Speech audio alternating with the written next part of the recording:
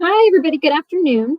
Welcome to today's CATHETA webinar, coming to you live on January 10th, 2024.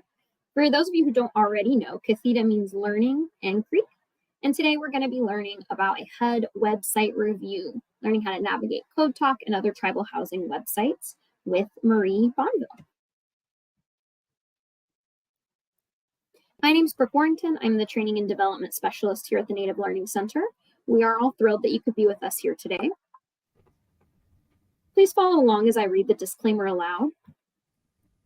This webinar provides a summary of fundamental concepts, requirements, and/or procedures within the allotted 90 minutes. The material discussed does not illustrate all possible scenarios that could be applicable. Also displayed here is our copyright infringement law. This is just a friendly reminder that the webinar presentation materials are protected by copyright, trademark, trade secret, and other intellectual property laws. All right, before we get going, I just want you to know how the environment works here on Adobe Connect. So if you look at the top of your screen, you'll see an icon of either a person with their hand raised. You might just see a hand. Know that with that icon, you can either raise your hand, you could agree, you could disagree, or you could signal that you are stepping away. Now your screen should look similar to this graphic here. To the bottom left, you'll see a box that says Files. Here you'll find a copy of Marie's presentation, as well as many other resources that she's included for you for today's webinar. If you want to download any of them, and I suggest you definitely do, these are all really helpful, just click the arrow pointing downwards and download it and save it onto your device. Once the item's downloaded, it'll appear in your device's download section. The next box over is labeled Web Links. Here's where you can find our survey that's linked to today's webinar, as well as we have a link to join our email list, connect with us on LinkedIn. And if you want to switch over to the Adobe Connect app, you could also download that through here. All right, and finally, all the way to the right, we have the chat box. This is how you'll communicate with the instructor and the NLC staff. So if you have any questions during the presentation, feel free to send them into the chat box. You can just type your message and then hit enter, or again, you can click that up arrow icon to submit. We do, of course, want to see some class participation, so feel free to send in those questions and comments. And if you're having any tech problems, you can submit those there as well. Know that most of the tech issues can be solved by just exiting and then re-entering the meeting room. But let's go ahead and make sure everybody's chat box is working. If you can type in what your name is, where you're joining us from, along with your tribal affiliation. And with that, it's with great pleasure that I hand it over to you, Marie. Thank you, Brooke, and thank you to the Native Learning Center for having me. It's a really exciting beginning to the year to talk about all the resources that are available to you all via Code Talk, and also our tribal housing partners that we work with. So with that, I'm extremely excited to meet with everyone in this room, and thank you all for attending. So let's just get started. A little bit about myself. I started my career working with the Seminole Tribe of Florida. I won't give you a year, but essentially working in their education department, working with their tribal youth and also young adults. Some scholarship administration through GOM, but mostly working for the purposes of building tribal professional development up, working as a program manager in that capacity. And then I moved into the Native Learning Center, and it was like a whole new world in terms of housing education, what it meant to support tribal housing professionals. And so this is where the bulk of my expertise comes from, in that I just work with the tribes to facilitate the needs of the homeownership trainings that they have within their communities. So that's kind of the niche to which I have been working with tribal communities and our partners, housing coalitions, and community partners for over 10 years. My background is in political science, and I reside currently in Georgia with my family. I moved to North Georgia in 2016 and have been fortunate enough to continue to work with tribes in different capacities to build their homeownership programming ever since. So that's a little bit about me. I appreciate the information in the chat area, and I want to emphasize how important it is to use the chat area as a networking tool. I really encourage, if there's resources that you all have that you find valuable, that you put those in the chat area as well. So as I continue with this conversation about, accessing resources, and you have some, feel free to put them in the chat area or invite others to do so within your organization. I know sometimes you're just sharing the screen and there's maybe 6 or 7 staff nearby. So a little bit about today's course description. We're talking about if you're new to tribal housing, specifically because it can be overwhelming. It's like drinking from a fire hydrant. There's just tons of information that you're trying to grasp about your current position, and also the opportunities that might be out there for growth, capacity building within your in your department, in your division. If you're a tribal housing entity or a housing department, the operations are different. Maybe you're transitioning from one to another, right? So understanding the tribal housing programs and services is important. Knowing where to find information if you get lost, that's important. And it doesn't have to be overwhelming. This is part of this is me talking about my personal experience, having not come from a housing background. I started my professional career in education, so I had a lot to learn and a short time to get there. With what we do, it's so it's a human service. It's a right. Housing is a right, right? At least that's the majority of us feel that way, and so much of our work is from a heart of service that we don't always necessarily think about, ways that we can get additional information. We're already overwhelmed. So hopefully this webinar helps, not just for yourself, but for your staff. If there's someone that you have in mind that might benefit, that's the beauty of these webinars, is that they're recorded. And then to that point, the NLC has an archive of webinars that we've had over the last 20, I believe they go in terms of access for 2 years, but you can request individual training if there's something that's past that point that's available. So we'll talk more about Cathedra Online, the NLC's online management, learning management system, and give you some updates on that as well. So my objective is to make sure that you understand where to find updates, policies, procedures, training materials, etc. Explore potential tribal housing partners, right, through other websites, other associations that maybe you weren't familiar with in the past. Explore NLC's Cathedra Online, which you're here now, right? So I know you know how to get there, but what about all these different trainings that we've had in the past? So I like to think new year, new you. Let's have a commitment to resources, right? Again, our day-to-day operations can be bogged down by the work that we do. And because it's such a beautiful thing to provide housing and housing education in our communities, sometimes we can't see the forest through the trees. We're so mission minded with our work that we don't have time for annual reports and things that might be helpful to know more about in the future. So needs assessments for sure, virtual and print newsletters. Let's commit 15 minutes a day, right, to just sitting down and saying, I'm going to take some time to learn more about the history of Indian housing. And some of the there's energy right now, right? So there's talk of the monies that are going to be available because of energy opportunities. So it's just knowing those things, right? Thinking in terms of the industry, how we can learn more about them. And then the relationship building, as I said before, it's not just the exchange of business cards, but it's, the trainings, the conferences, webinars. This is what I do for a living. So I do love a good webinar, but I do think that on some level, when you're in the middle of your workday and you have webinars going, that you may not be able to take much time to explore all the resources. So I make sure to provide you with, like this presentation, for example, has all the websites are going to be at the bottom of the PowerPoint screen.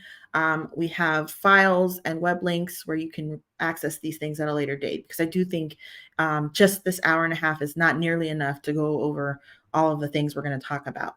So talking about this bigger picture, let's look at it from a business mindset, right? A for-profit mindset would say to you that your brand is, right? Jeff Bezos said your brand is, and if anybody knows the answer, put it in the chat area. Let's see how many of us have a small entrepreneurial spirit and knows a little bit about the business world.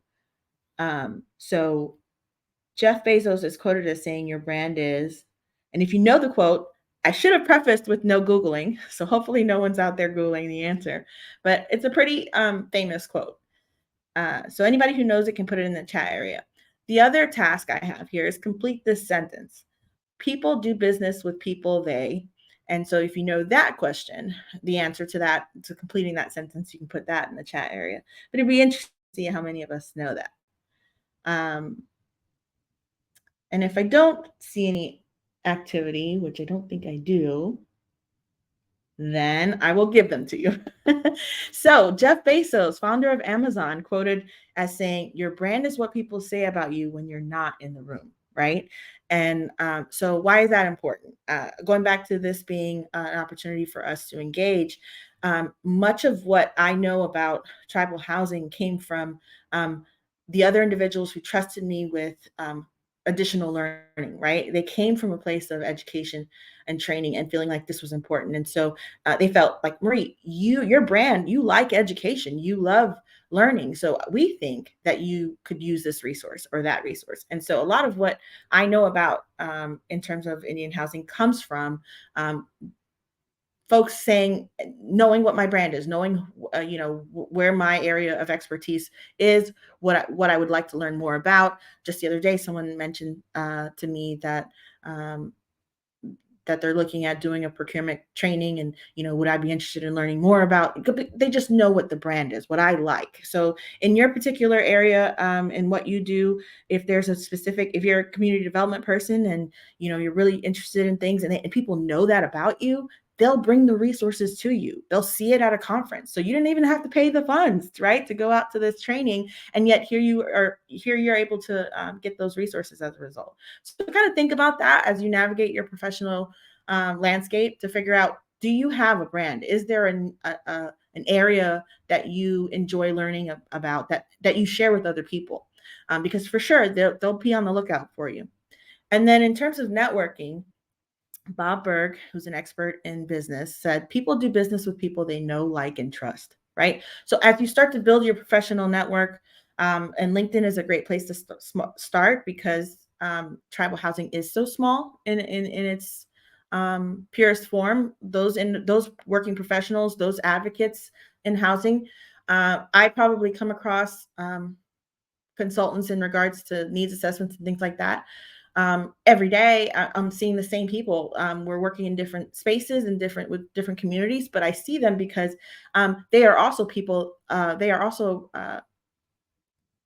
those tribes that are communicating with them know that they know, like, and trust them. They're using them time and time again. In terms of referrals, like, how do we continue to work with people? It's because they know, like, and trust us, right?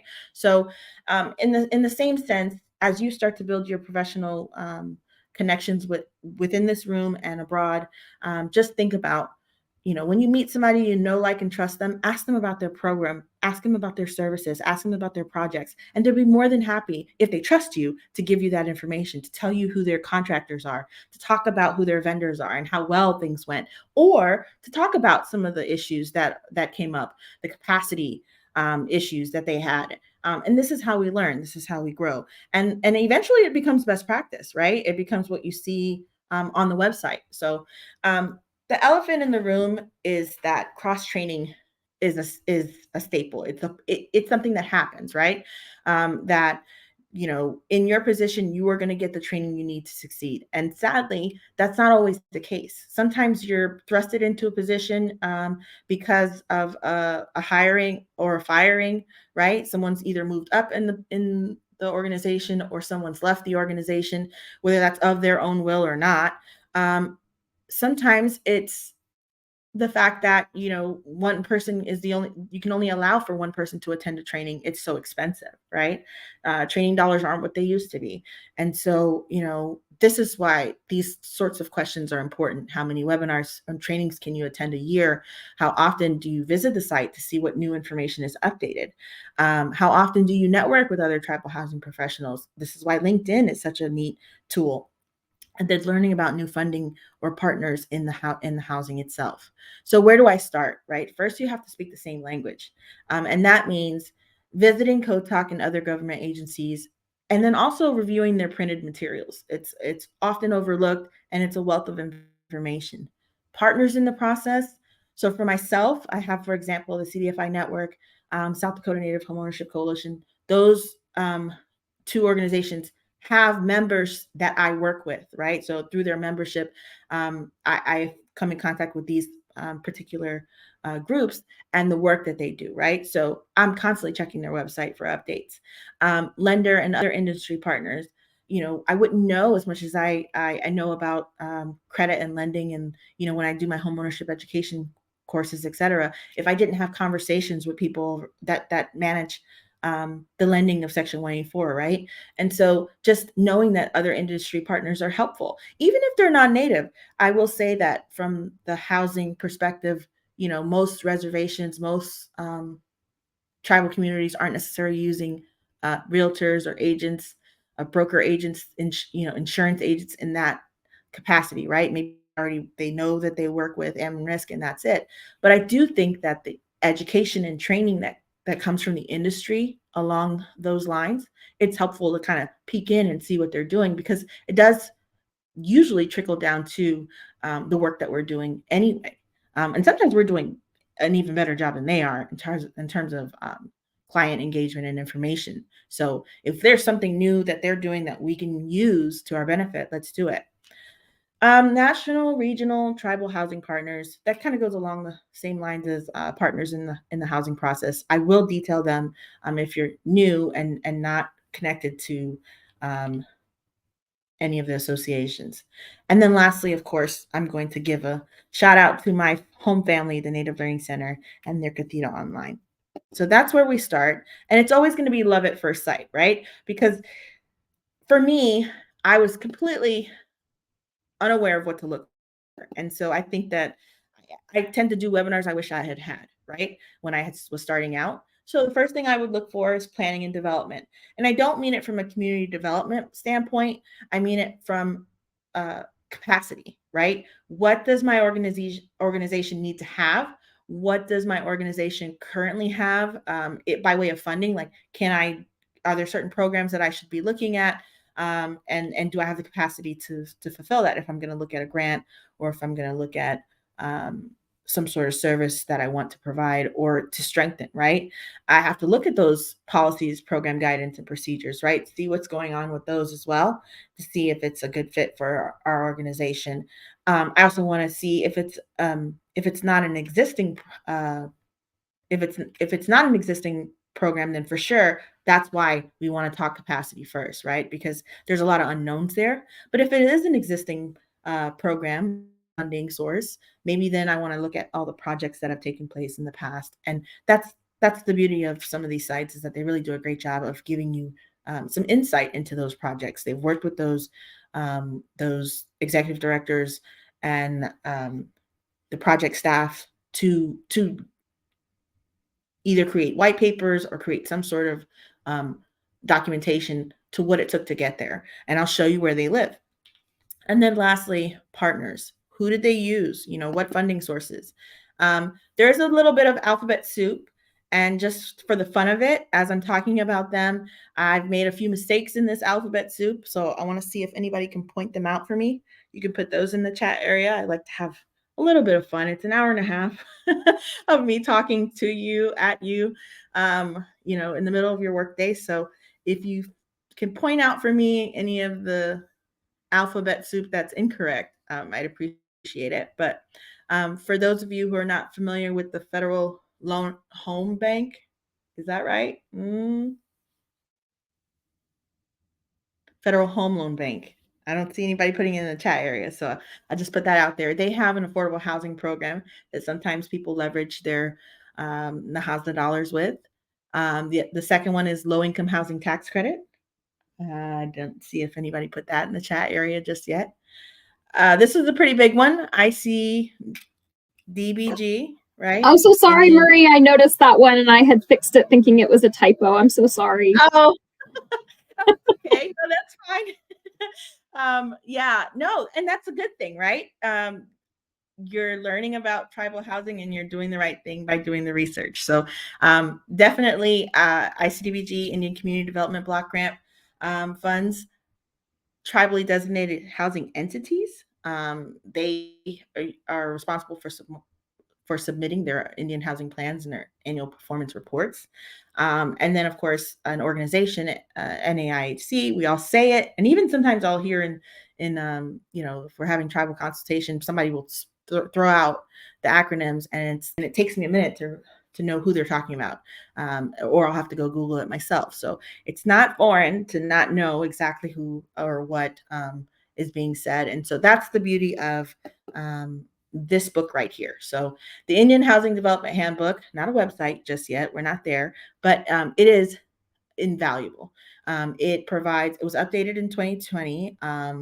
I started with it in 2013, and it definitely outlines for you, provides for you the legal framework for NAHASDA and Indian housing as far as developing programming and whatnot. So for sure, you would check out that list of items. But the purpose itself is to discuss how the funding sources work.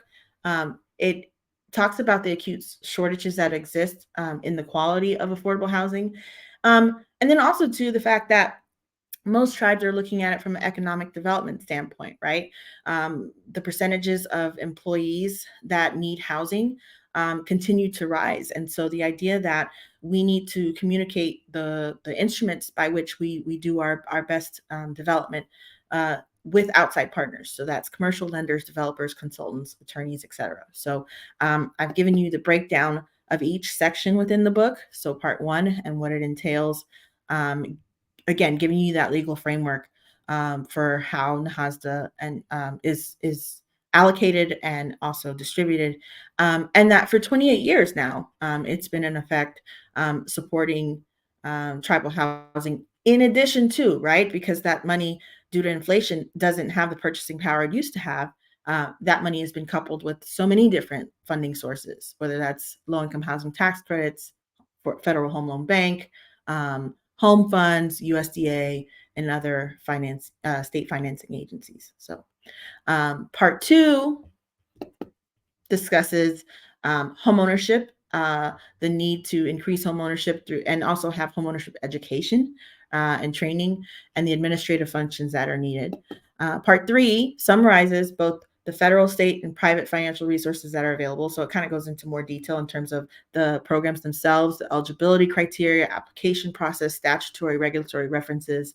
It doesn't necessarily talk about any specific programs that have had to go through the process. Like, for example, St. Regis Mohawk, when they went through the process of utilizing the AHP, one of their executive director actually went to and ended up participating, becoming a board member for Federal Home Loan Bank, so that she could provide even more of an understanding. So the first time they applied, they had been denied, their application had been denied, but through education, through training, through showing them what working with a tribal community would look like, they were able to have success. So it just goes to show you that if you come to this process with an education mindset, always learning mindset, that it can be to your benefit. And of course, with the implementation of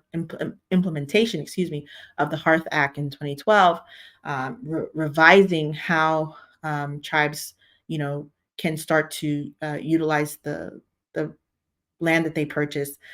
This is something that part 4 will detail for you. So definitely check that out. That list is available. And before I get into the website, I do want to say that I have for you a website resource list. This list is available. It's going to break down all the PDFs that you see in today's presentation and any websites that we see. You might be asking, it's 2024, why am I not just showing you the website? And that's because typically once you start showing someone a website, they get lost.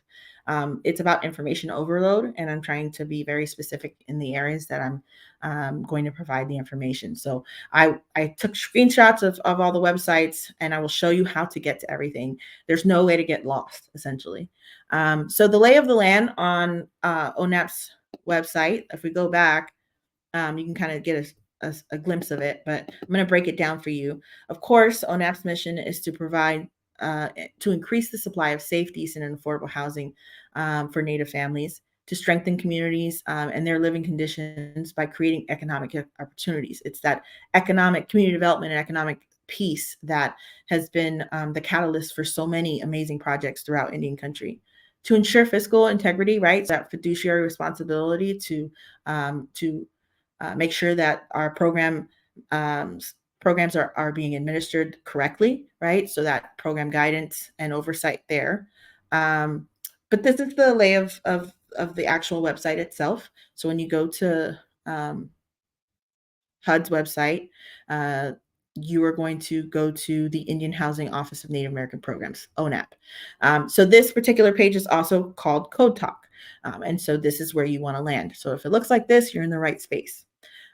So on the left, you'll see that it's mapping out the jurisdiction or the regions that each ONAP office will support. And then the ONAP locations are listed for you in the middle. And at the end of that page, or to the right of that page, you'll see the contact list, right? This area, I'll bring all of these up individually.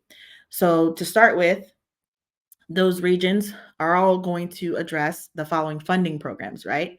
So the Indian Housing Block Grant, Indian Home Loan Guarantee Program, also known as Section 184, Indian Community Development Block Grant, which is the community and economic development, driver, Native Hawaiian Housing Block Grant, Native Hawaiian Home Loan Guarantee Program. So legislatively, it's under a different act, but it serves their communities in very similar ways to Section 184 and the IHBG. You've got Title VI, another economic driver, typically seen as another economic driver. It can be used for housing middle income folks. Tribal HUD, veteran, or I call it VASH. It's so much easier to say these things, to say VASH, than it is to say Veterans Affairs Supportive Housing, but also an element. And then resources for mold and remediation, going back to that safe and sanitary housing that we're trying to promote. Mold remediation and prevention is a part of that. So those funding sources are available to Native communities. There's been a little bit of change, right? So I am going through the website from the top down approach. And when I do that, after funding programs, right? So right underneath this area here, you're going to see this area here.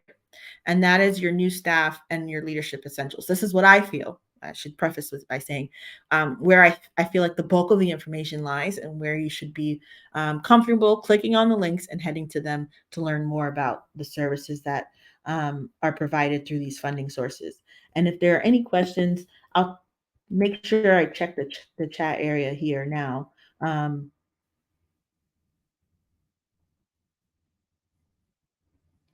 Right. Yes. So Alfreda is asking about programs that cover a family who is low income and getting a raise for a new job and now becomes over income. So it is difficult, and I think that is one of the elements of tribal housing that many are experiencing now. We've kind of moved past low and very low income support services. We have wait lists already within those programming, but now we're also seeing with the high cost of living that even middle income or folks are needing assistance as well. And it's hard because you want them reporting that they're getting a new job, or that they've gone back to school and gotten a certificate, and that's going to now increase their pay. But it also means that it knocks them out of being able to get additional assistance via income. So it's tough because with Section 184, there are no income requirements. but that person would also need to be in a place or space to be home buyer ready. And that's a different conversation. So I'm definitely going to walk you through a few places where I think you could go to get more information. But any program specifically, I think Section 184 is just the one that's meant to provide the majority of support. The other argument is how many new homeownership opportunities are there on the reservation outside of purchasing and building a home. Existing housing is not necessarily something that is readily available on all the reservations. And, every community is different. So it'd be interesting to know a little bit about that as well. In your community, going back to planning and development, how much focus is been put on creating new home ownership opportunities on the reservation. The other way to look at it is how can we provide this information to our leadership so that they can make those sort of decisions. Maybe a new needs assessment needs to come out to assist you with making that case. So we'll talk a little bit about that, but I appreciate the question. Going back to the website itself, you're going to see COVID-19 recovery programs. That's kind of what took the place. It used to not, and rightfully so, there were so many funds that are available through HUD and also other agencies, housing assistance funds, et cetera, that require that to be there. And then, of course, it goes down the line with the funding programs I mentioned earlier. And then it includes training opportunities as well. And there is a difference between training and technical assistance, so I will get into that when we get there. But the quick links that it's really important that our leadership and our new staff, everyone really knows, is NAHASDA, the Dear Tribal Leader letters, where those are located. Of course, I'm not by any stretch, environmental review is an in-depth process. And so understanding and knowing that guidance, you'd have to go there. Forms, continuum of care, and the PIH notices. I do talk about the PIH notices a little bit just because I didn't really understand how they work, what they were designed to do. So we'll talk a little bit about GEMS and then the Dear Lender letters. Not so much because I don't think I have any of those on this particular discussion, but definitely when you scroll down, this gives you access to everything that I'm going to talk about here. So yes, you can go to the CoTalk website and then just click on those links and it'll take you where you need to go. As long as I've checked pretty much all the links that I've shown you today, there weren't anything that was broken. There are a few that could use a little updating. So if I've got any HUD folks on the line, I am going to ask questions about that because I myself didn't realize that it hadn't been updated in so long. But the very first thing is understanding the legal framework in which NAHASDA lives, right? So the act is right here. NAHASDA is the Native American Housing and Self-Determination Act. And this is about self-governance and allowing the tribes to make the best housing decisions for their community. So that's what NAHASDA was designed to do. That's what it's been doing. And I will show you in a little bit in terms of reporting how much we've benefited from having it since 1996. The uniform, obviously, cost principles and the requirements for reporting, all of those things are located in the OMB Super Circular to CFR Part 200. And so that information is available via training and resources for anyone who's new. Definitely you would need to take a look at that. The NLC continuously does trainings on the OMB Super Circular for compliance purposes. And that's that very last element that as far as the ONAP mission is concerned, and making sure that there's a fiduciary support system for the work that we do, right? That we make sure that we're acknowledging, here's what we say we're going to do, here's what we did in terms of our IHP and APR. So learning and knowing about how to procure properly, all those things can be found there. Of course, environmental regulations, environmental review, it's a way bigger topic than we have to discuss, but that's located in this section. And then let's see here, IHBG and ICDBG is located in those sections. IHBG, again, if you're new to housing, know that that's a formula funded programming, is funding programming. So it's different than the ICDBG, which is competitive. So each year tribes will apply based on the programs that they say they will develop in the coming years to and submit proposals as a result. Section 184, those regulations are there. And then, of course, our Native Hawaiian friends as well and family.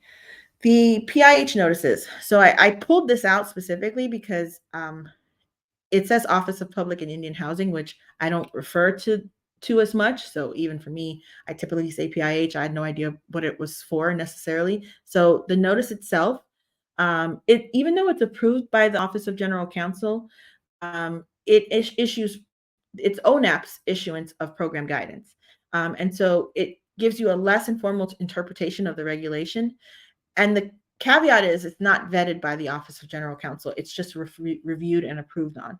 So what does that mean? It means that until there's a program concern issue with it, you may or may not, you'll see program guidance, but there may not be any other further guidance or issue with it unless it's brought up by a tribe or a policy. Something has had to happen in order for the PIH to for ONAP to then look at that and then address it, send it back to the General Counsel for additional review.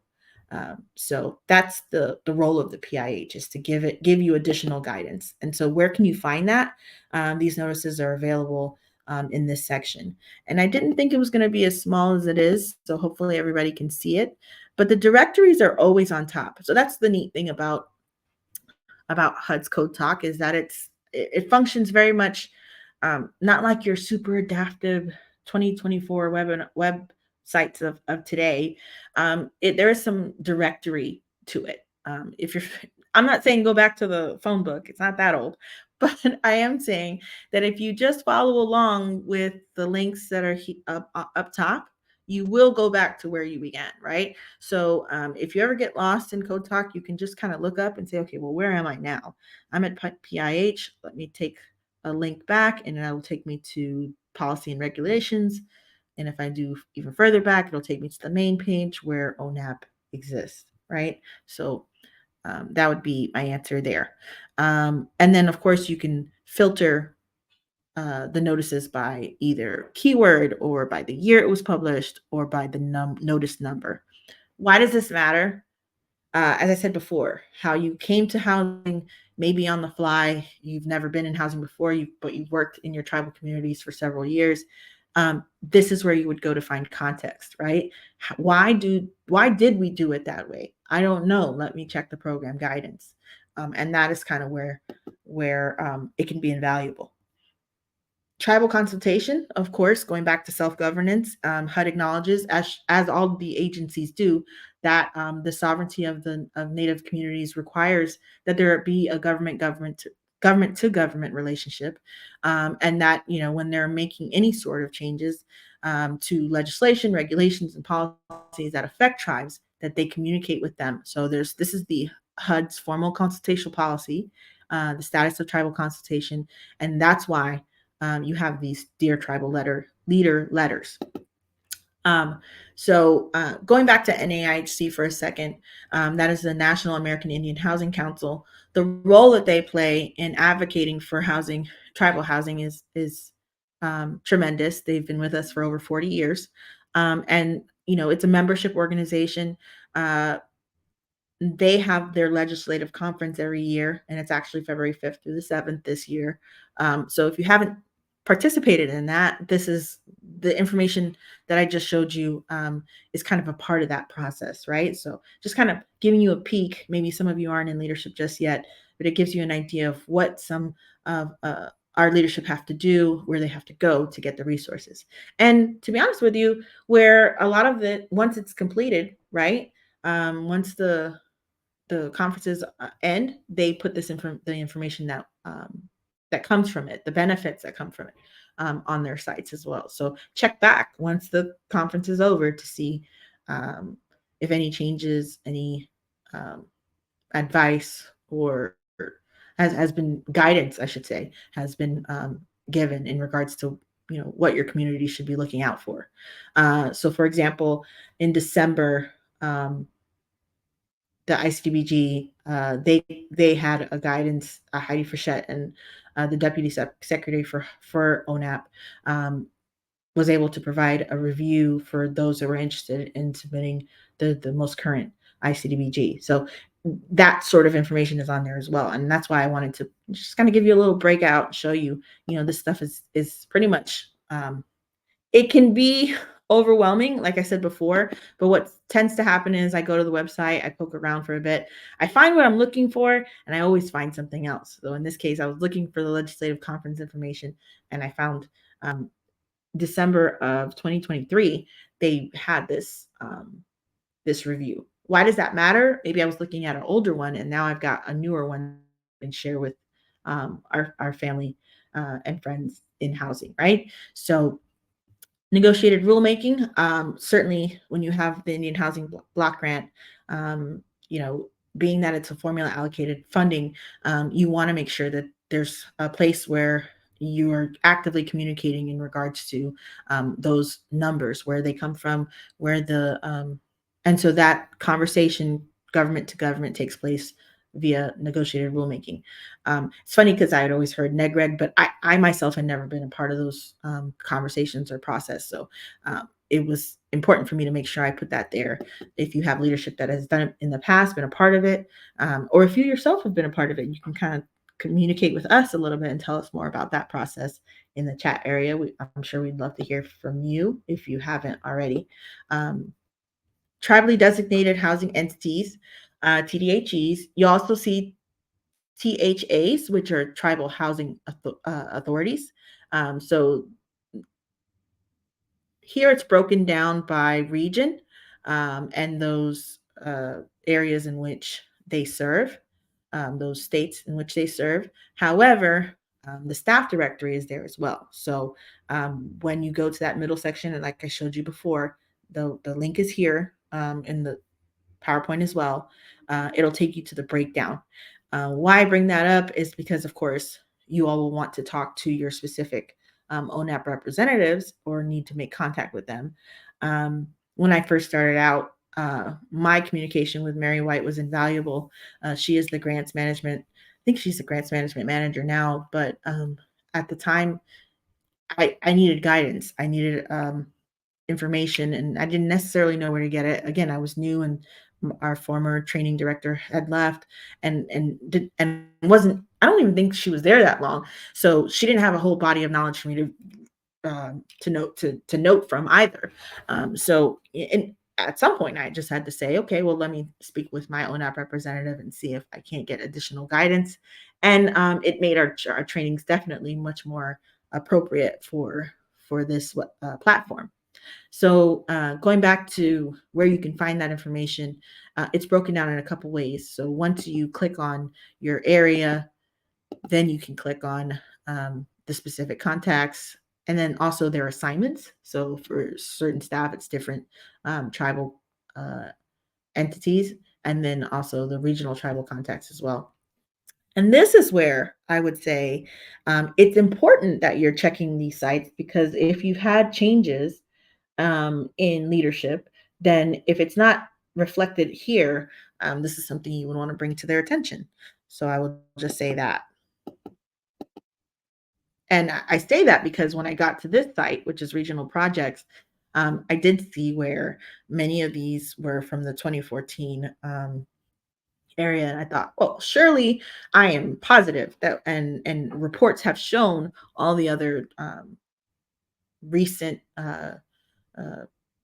projects and things that are being done in different communities, especially, all over the country, not just in Eastern Woodlands. But I thought this is an area where we should probably remind them to update that section, right? So know that. And I didn't look it up, but I will on how to, if there's a formal process for updating the site, what that looks like. I didn't think there was. I didn't see one in the on the website there, but certainly working with your ONAP staff, you'll be able to get it updated, I'm sure. Just going back real quick, because it is so important, the 2 CFR Part 200, I wanted to make sure you had access to this as well and know where it lives on the site. So when you click on that link, it'll take you directly there. The neat thing about this is it breaks it down. It provides you with different videos and then also resources and tools on the right. So the training and calendar of events, I should say, two separate things. There is a difference between training and technical assistance, and I want to make sure everybody kind of understands the difference.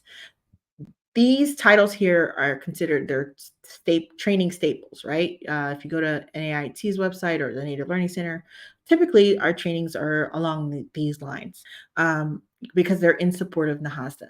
Now, technical assistance is different because that's you saying that my specific organization is in need of training and or some sort of capacity that they need someone who's going to follow them through the process, right? So maybe it's IHP training.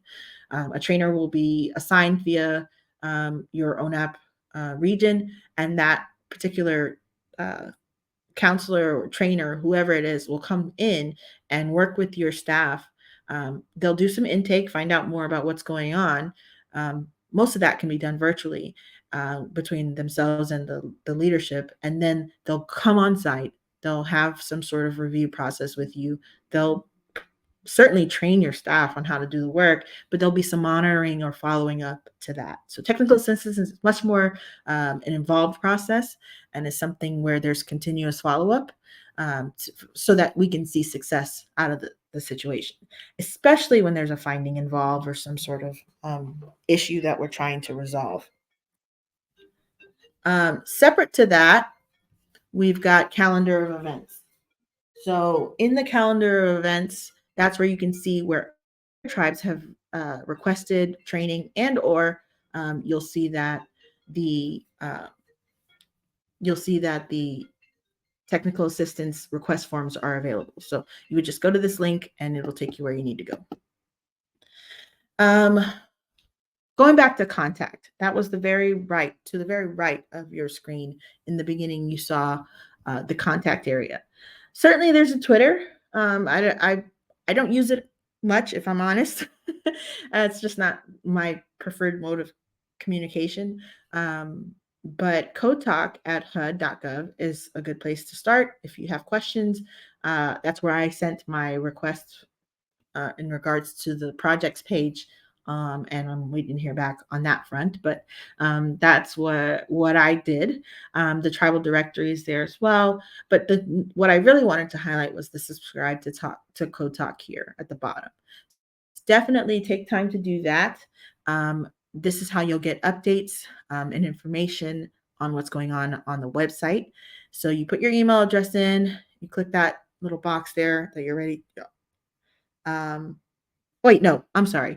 If you're wanting to remove yourself, then you click the box. If you're wanting to sign up, you just put your email address in and hit OK, and that's it.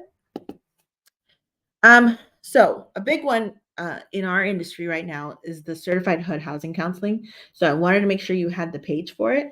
The final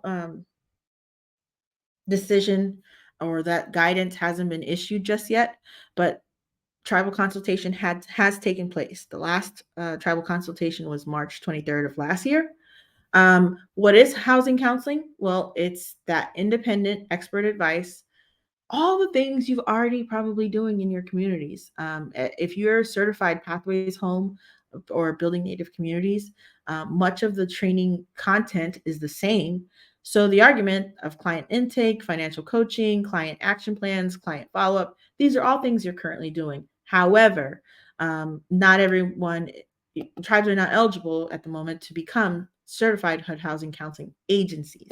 That's a totally different ask. And so where did it come from? How did it start? Why do we need to become HUD housing counseling certified? It's not on Code Talk. So if you're looking for this information, it's on the HUD Exchange, which I wanted to make sure I highlighted for you so you know where to find it. And also it gives you context. So in 2010, remember the fallout of the housing market, Dodd-Frank said part of this is an education issue. No one knew what they were getting themselves into in terms of being prepared for housing, right? Are you financially ready to buy? That type of thing. And so what they did was they decided that if you're a recipient, and there's a even older legislative act of, I think, 1968 that says that if you're receiving HUD funds, then you should be a HUD housing counseling agency in order to receive those funds. So that's number one. But number two, in 2010, they said that this housing certification, counseling certification needed to take place. So that's just another layer. All of those acts exclude tribes from the conversation. And so it's like, well, how do we comply with that and also recognize self-determination through NAHASDA? And so the reconciliation is kind of where we're at now. We're trying to figure it out because there's some capacity issues with trying to make or mandate that tribes uh, get the capacity or work with partners that are already HUD housing counseling certified. So it's a much bigger conversation, not one that we can really break down in an hour, but it's one that I think is worth highlighting and letting you know where to find that information. And surely, as soon as something becomes available, they will let us know as far as what the proposed rule looks like, and what the final rule will be in the end. So, and it doesn't show you the video, but I did provide the link here. Here's the proposed rule, right? Of course, it would exempt tribes, TDHEs, and tribal entities from participating in the housing counseling program unless they're IHBG or ICDBG. So, and if they are those two, then what does it mean for them? What it will look like is an exam that's tailored to meet the tribal requirements. And that too may come with some pushback. So we'll see where it goes from here. But that's the proposed rule as of right now. You'll remember in the beginning, I did say that even though we are working in Native communities and have been doing it for so long, we've been doing HUD housing counseling as far as the content's concerned. But as industry standards go, there are things that could be of value to you in your program. And so I think that the HUD Exchange website, where housing counseling lives, is a good place for you to poke around and learn more about. So going back to the spirit of education and having that mindset, I bring it to you to simply say, whether or not it becomes a part of a mandated requirement, I think that there is an opportunity for us to always look at new housing counseling providers and see what's of value. I've heard it said it's like a buffet, and you take what is good for you and leave the rest, right? So you can look at it from that perspective. And you can get on their mailing list, which is what I did. And it's just as easy as Code Talk. You just subscribe there, put in your information, and you will be able to receive emails like this one. In which case, I got notice of the Housing Council Federal Aid Advisory, tiny font here, committee. And the goal of this committee is modernizing the scope of housing counseling services, right? So I was like, that sounds interesting. It's right before my webinar, so I don't think I can attend it, but it is something that I'd be interested in learning more about. Same is true of home equity lines of credit.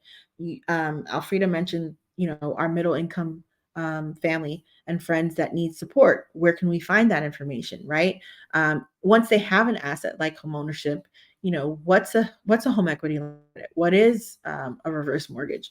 What are these other instruments now that we've evolved as providers of housing, that now we need to know about these additional instruments. We talk about generational wealth and the fact that homeownership is asset building. Most homeowners that I talk to don't ever have thoughts, plans to leave their home once they're in it. They've worked very hard to get to that point, but it is an asset in the end, right? That is a part of the nature of the instrument of a mortgage, is that you, the mortgagee, are left with an asset once you've paid it off.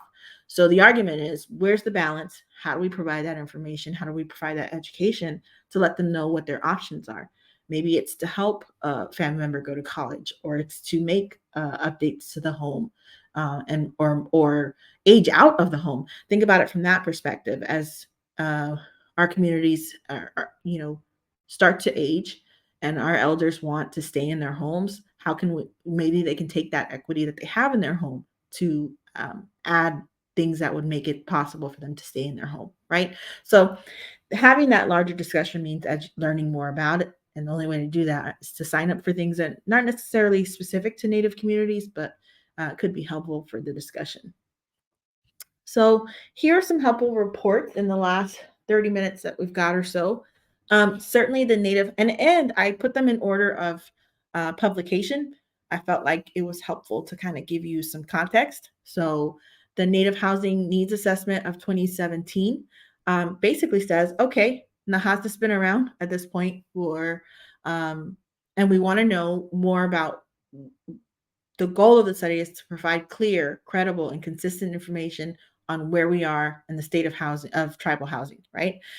What I liked about it was that it broke it down because you do work with folks that are working in rural or native areas in tribal land, tribal allotment lands, and then there's also folks that are in urban areas working as well. So mortgage lending, it gave us a status on Section 184 and how that's going. And so I think that this is a really great report for you to take hold of.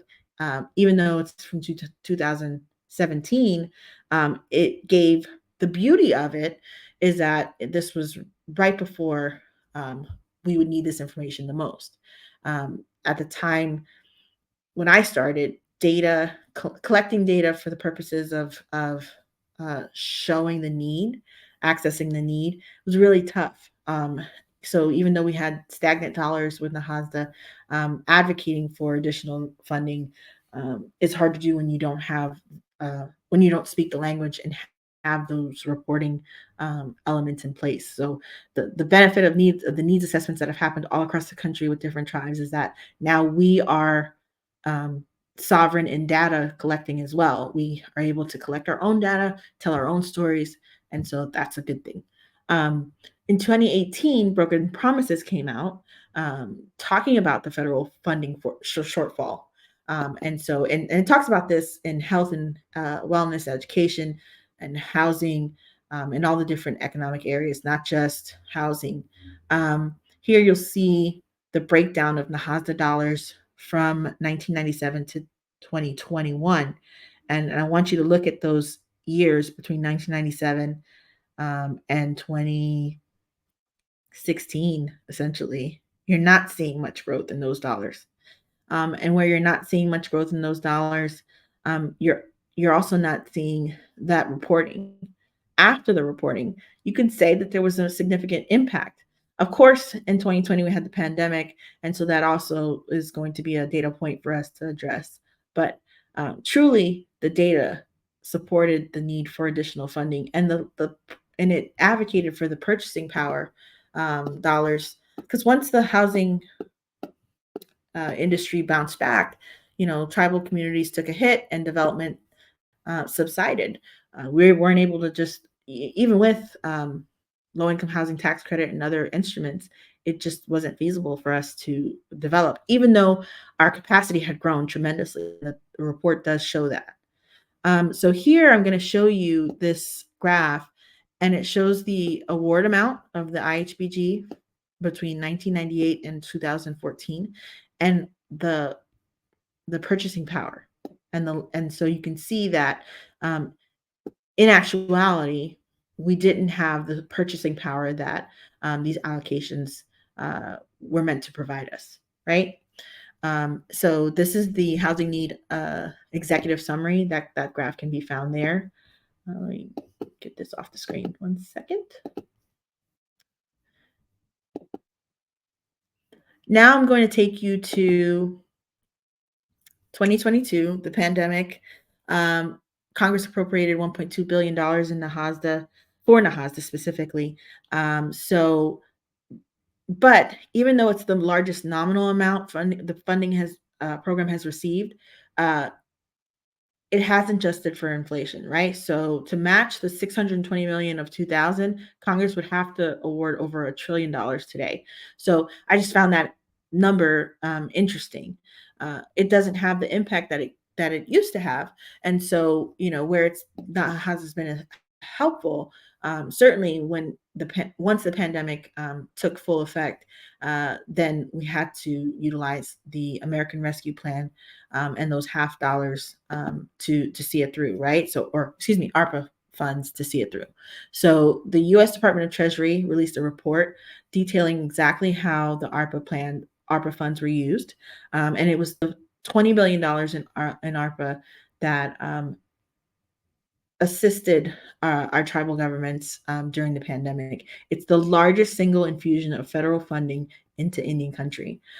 So that's why I advocate visiting Broken Promises and why I value so much those two reports prior to the pandemic, because it strategically informed the decisions during the pandemic to award and support the tribal communities the way it did. So this particular report that I'm referencing, there's one in November of 2022, and there's a more recent one that you can cite as well. Tribes awarded the funds, 579. Tribal members impacted, well over 2 million. Tribal employees reported as a result of those funds. And the set aside helped to do a couple different things. Of course, it supported the COVID-19 response, but it provided premium pay for essential workers, invested in water, sewer, and broadband infrastructure. That's key. If you go back to the needs assessment, some of the housing conditions and needs, that's where the report said that more work was to be done, right? So system deficiencies, whether that's plumbing, kitchen, heating, electrical, condition problems, including structural deficiencies within our homes. That was another cited issue. And then, of course, overcrowding. In tribal communities, the homelessness numbers are not what we know to be true, because our families are taking care of their homeless.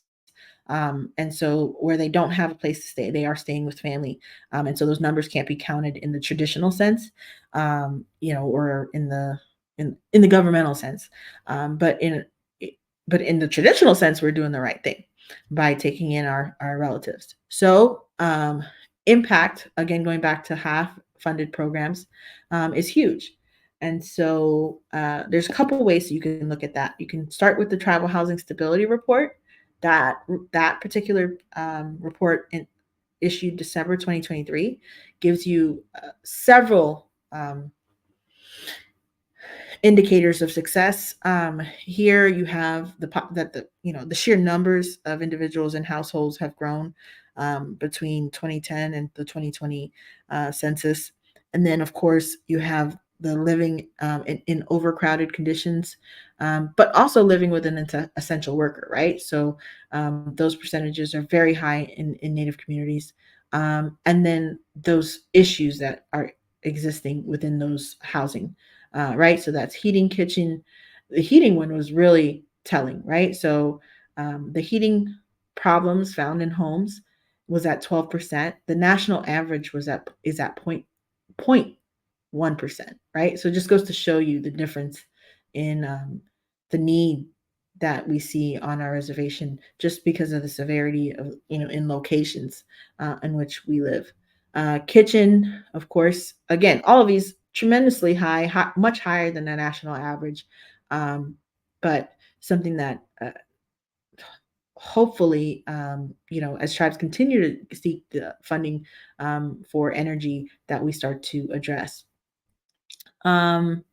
Table 5 shows, the different funding opportunities are available, right? So emergency rental assistance being one of them. And then, of course, planned household assistance, those needing to update the infrastructure within their homes, and then housing related projects and services to increase housing for our essential workers, right?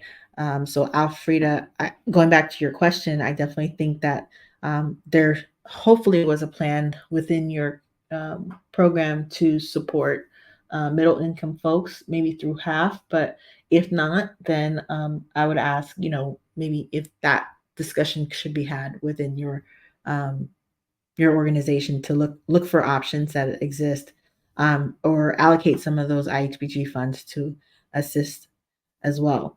And then tribal housing and infrastructure projects. And I say that with the full understanding that you're also trying to support the low and very low. And some AMIs don't allow for, or programs allow for an AMI that's lower than the average. So Table 6, let's see here, talks about the types of programming. So in addition to stabilization of housing and new construction and home preservation projects, there was also drinking water projects, clean water projects, broadband projects. I mean, this is a huge cash infusion into infrastructure in Indian country. And so it's worth noting that at least that was to come of something as horrific as the pandemic. Sewer projects, etc.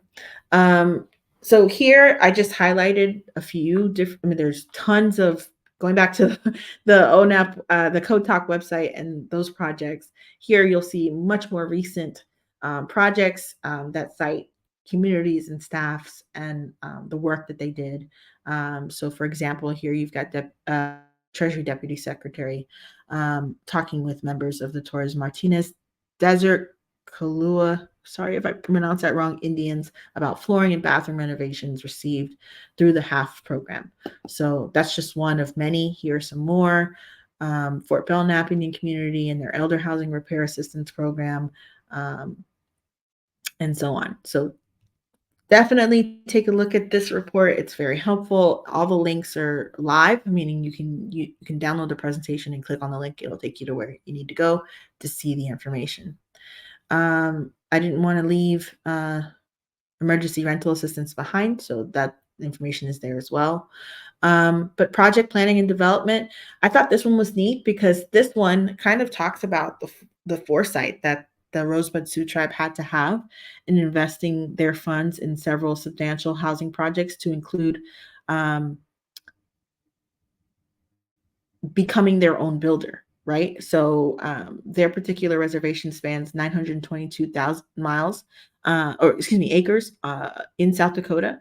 And so the tribe is tackling the shortage by becoming its own builder. They utilize tribal business to manufacture the homes, and it's also creating jobs, right? So this 33,000 square foot facility has the capacity to build as many as 48 homes for low income families each year.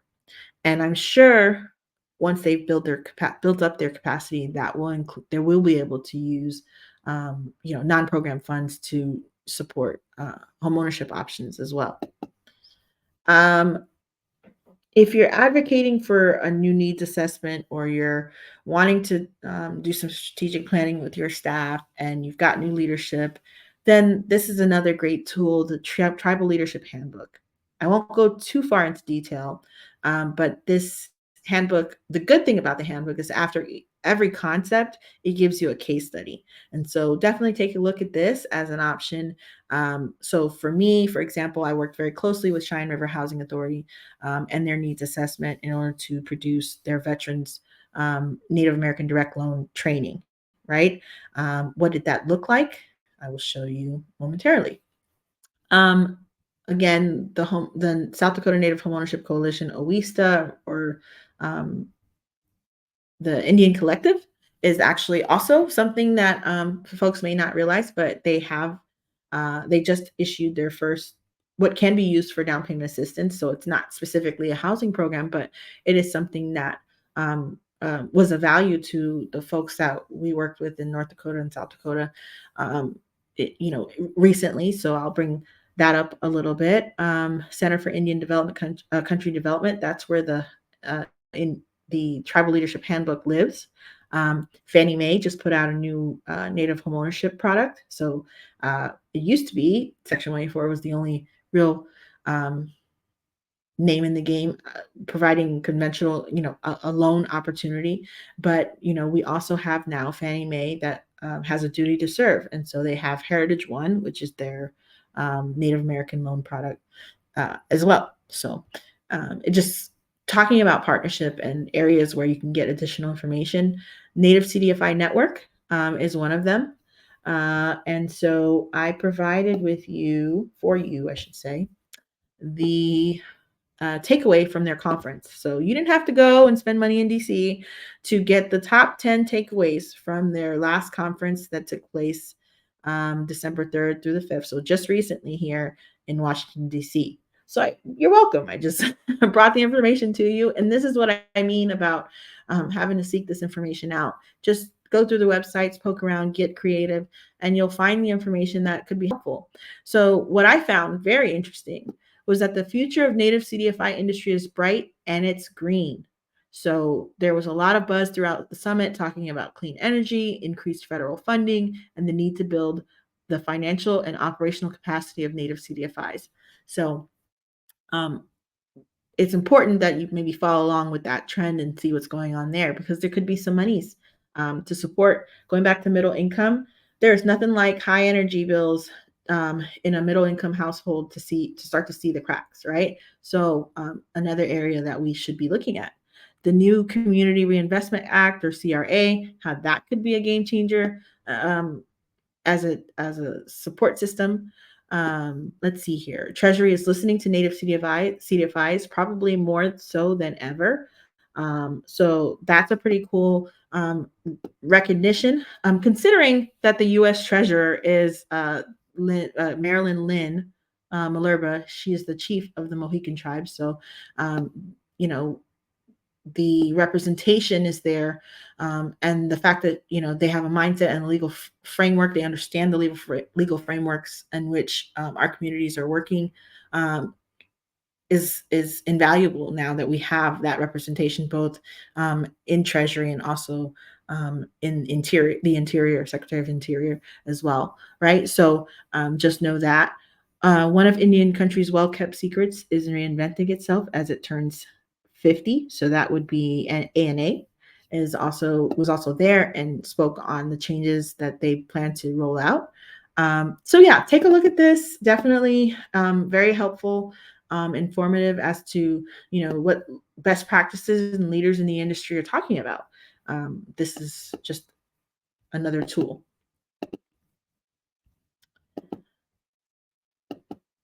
Next up, U.S. Department back in December. I say it like it was so far away. This year has just flown by. I can't believe it's already almost the middle of January. But in December of last year, the U.S. Department of Energy reaffirmed commitment to buy tribal energy. Right, so additional funding is available.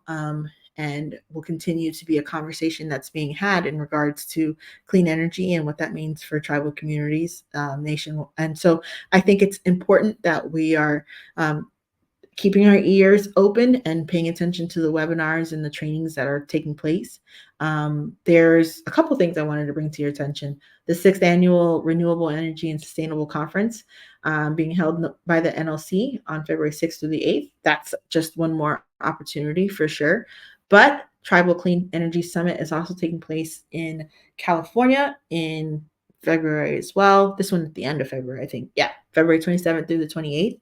So, be on the lookout for that, or be on the lookout for the reports. As I said before, it's nice to go and I would love to network, but if I can't make it out to Florida, South Florida at that, or California, which can be kind of pricey on the plane ticket, well then I'll just keep checking the website. I'll keep looking for opportunities to learn what's going on via the reporting that they do. So going back to the importance of needs assessments, let's look at one case in particular. The Veterans Housing Needs Assessment by the South Dakota Native Homeownership Coalition, specifically the Cheyenne River Housing Authority. That's the one that I had communicated with the most. But just in general, administered by the VA, the Native American Direct Loan yielded just 89 loans in the continental U.S. from 2012 to 2021. That is a dismal number, considering the number of Native veterans that are mission-minded veterans, should I say, that when they come home, if they want to purchase a home on tribal trust lands, they have to use the NADL. So the question was why? Why is it so underutilized? What are the barriers to home ownership that exist amongst our Native veterans, and how can we fix it? And so the South Dakota Native Homeownership Coalition worked very closely with Senator Mike Rounds from South Dakota to address these concerns and for him to bring it to the Veterans committees that he serves on in DC, and to have this bigger discussion about the Native American direct loan and the reality of in which we needed to both fix the program so it actually benefits our Native veterans. And so um, one of the things that Cheyenne River decided to do was to host a virtual training specifically for Native veterans. It was a 12-week program that we delivered over 2 hours each week over 12 weeks. And it truly provided a place for veterans to come and learn the information. I myself was the virtual instructor, and we actually had one veteran that had to go back to active duty, and so we were able to work out a one-on-one training for him. But um, some of the key takeaways from that needs assessment is what ended up changing the education and the curriculum that we use for the Native veteran to be able to utilize the NADL more effectively. The other thing is working with the NADL staff. It's already happened that where it's streamlined to so that before our folks had to go to St. Paul, Minnesota, in order to get services and communicate with that staff that worked out of that office. And now, no matter where you are in the country, you can receive support services from a dedicated staff 24/7. So it's just a really neat to see those changes take place in real time. And that comes from coalition work. That comes from learning more about the work that folks can do from a collective standpoint. And there are my veterans. That's Roger Moore from from Cheyenne River Sioux Housing, and he's also a tribal service veteran, a veteran service officer that assists us in delivering the information. We work closely with them so that they could go out in their communities, and they're the ones being seen. Those tribal veteran service officers, they're the ones providing both the needs assessment, right? They're the ones doing the intake, helping us with disseminating their veterans needs assessments, and then they're the ones that are out there letting them know about the trainings as well. So I'm very thankful to have their support and work with them. Going back to what I was telling you about the Indian Collective, not necessarily, here we are talking about Code Talk, and like we're like totally on a different path here as we bring a partner in the process, right? So the Collective Abundance Fund, it was available to Indigenous families in the tri-state area of Minnesota, North Dakota, and South Dakota for now, right?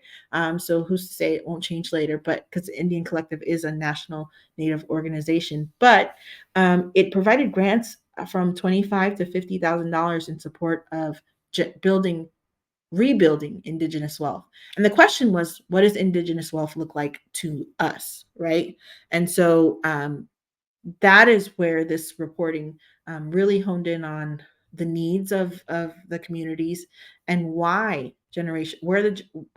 where systemic issues regarding wealth and wealth building took place, and how we can reinvest in the areas, and some of the burdens that come with trying to get down payment assistance or support for education when drive times are what they are, and travel costs are what they are, and sometimes just getting those assistant payments can be even difficult as well. So they took a different approach to it. I encourage you to check this website out and read that report.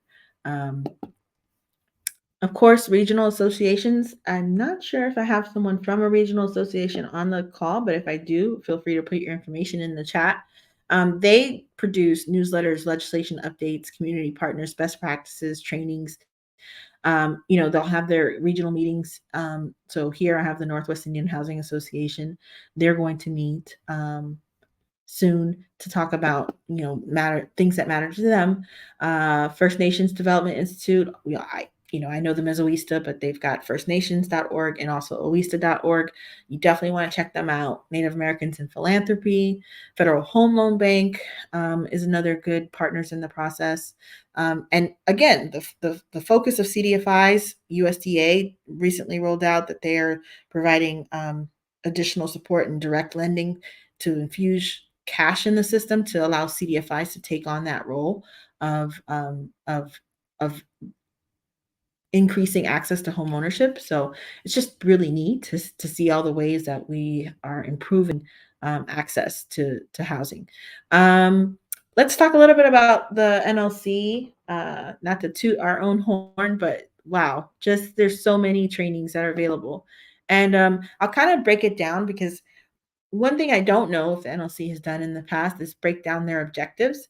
But if you go to their website, you can see that it's all these 6 objectives are from their beginnings, their seeds begin with the primary objectives of NAHASDA. So, support for tribal affordable housing activities, promoting safe and healthy communities, advancing self-sufficiency through financial wellness, providing economic and community development resources, identifying grant and other funding opportunities, and of course, looking at infrastructure. I mean, we've been talking about tribal design and tribally responsive design for a long time. So the idea of green housing and culturally adaptive design is something that the NLC is excited about bringing to the table. So it starts with the history of Indian housing. This one is provided by, I believe, Shelley Tuccileri, who's working in urban Indian capacity right now to build additional Indian housing in Chicago. So it's neat that it's coming from a bunch of different angles here. But context is everything, right? So it's important to know your history, know what did sequestration mean to us? That's like more recent, 2010. But here we've got the Indian Relocation Act and other elements to that particular training. Impact. Recently, I did a training on the housing as an industry. So what is it about the impact of relocation and what effect did it have on housing in the community, right? Because jobs create housing. That's the relationship that exists.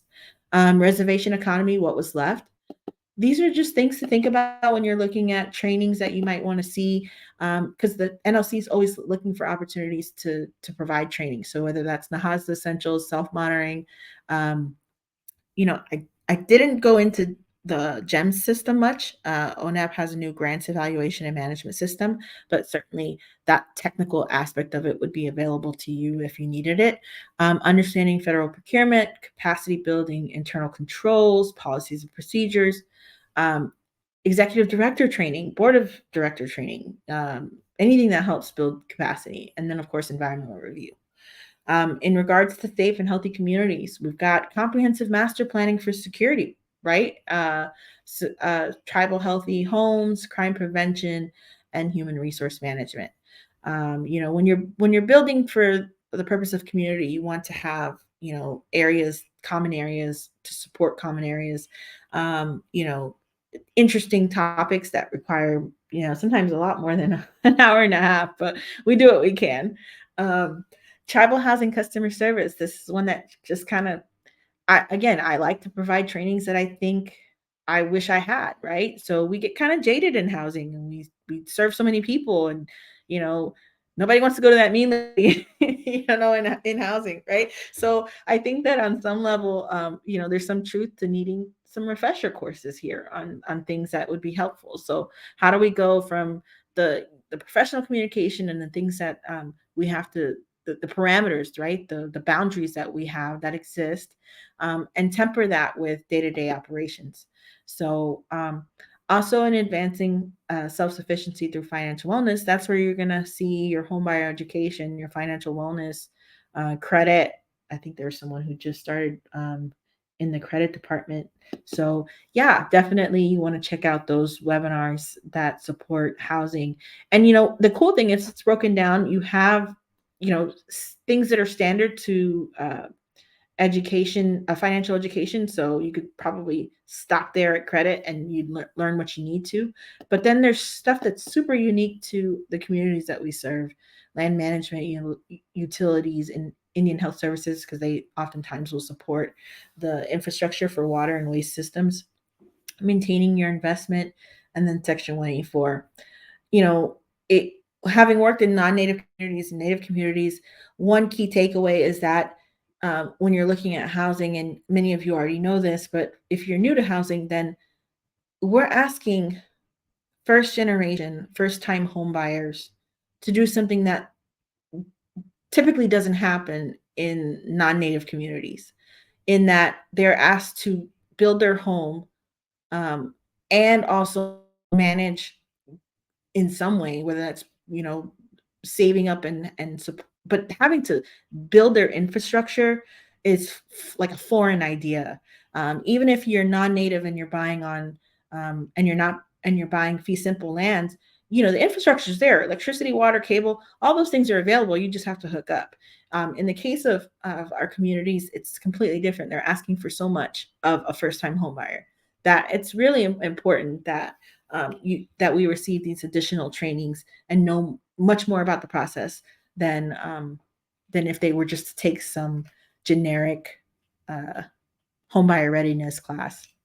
So I guess you can kind of infer my feelings on the HUD housing counseling side of things. That there is much to what we do that is very specific to our communities and should be treated as such. Provide economic and community development resources. So there's tons of meetings and trainings on the low-income housing tax credit. I just saw Big Water Consulting. I'll do the research while we wrap up here. I'll try to get you that most recent training on low-income housing tax credits that's coming out here in a little bit. Capacity building, strategic planning, business planning. Let's not forget economic development and small business support. So the Native Learning Center has tons of trainings along those lines. Leadership trainings, session planning. That's one that it's been near and dear to my heart, because after the pandemic, there were a flood of individuals leaving the profession. Folks that have been working in housing for years, they get burnt out too, and the pandemic definitely did a number on us in that regard. So succession planning, knowing someone is planning for that need is important. Credit scores, credit opportunities, all of that kind of goes with financial wellness, but also identifying grant and other funding opportunities. You got your grant writing, grants management, financial management, the GEM system, managing program income, NOFOA. Excuse me, not NOFOA. NOFOA is the Native Financing Association, but NOFA, which is the Notice of Funding Availability, is announcements. That news is always available to folks as well, and I put renewable energy on there because certainly that's timely. And these are some of the things you'll see in the webinars, right? As far as having a growth mindset, which I'll leave you with, because I think it's super helpful to know that you're on this training to learn more about all the resources that are available to you. Commit a couple minutes out of your day to gaining some of that knowledge, right? Highlighting new and innovative planning for tribal infrastructure. There is a shortage of inspectors and appraisers all throughout Indian country. The cost for the average appraisal, it blew my mind when I realized that the cost for an average appraisal is $1,000. We're talking about housing and housing affordability. Most first-time homebuyers, that's a lot of money.